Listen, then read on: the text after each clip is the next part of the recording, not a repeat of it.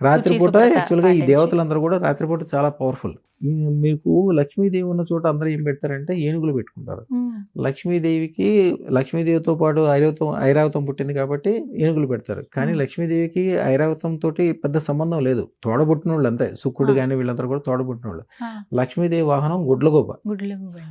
గుడ్లగూబ ఎందుకు ప్రత్యేకత?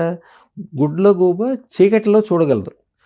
అంటే ఒక మనిషి ఎంత కష్టాల్లో ఉన్నా, ఎంత చీకట్లో ఉన్నా, ఎంత ఇబ్బందుల్లో ఉన్నా వాళ్ళు ఆ దాంట్లోంచి, ఆ చీకట్లోంచి ఎవరికి కనపడింది వీళ్ళకి కనిపిస్తుంది.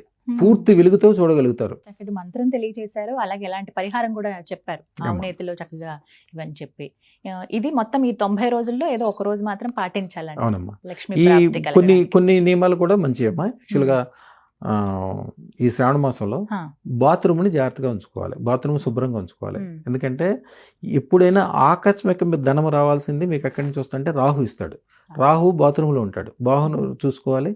అలాగే వీలుంటే రోజు ఒక 4 అగ్గిపుల్లలు, రాహుకి 4 సంఖ్య, 4 అగ్గిపుల్లలు తీసుకెళ్ళి బాత్రూంలో ఒకసారి వెలిగించి దాన్ని ఎట్లా అంటే దాని యొక్క సెగ కానీ పొగ కానీ 4 మంటలు కానీ ఎప్పుడైతే రాహు కనిపిస్తుందో ఆయన శాంతిస్తాడు.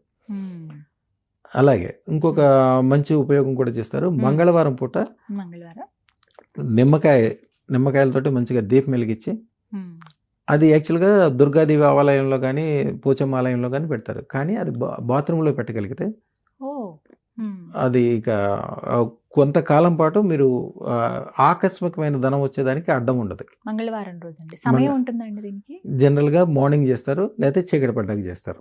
ఒక్క దీపం చాలు. ఒక్క నిమ్మడప్పులో ఒకటే.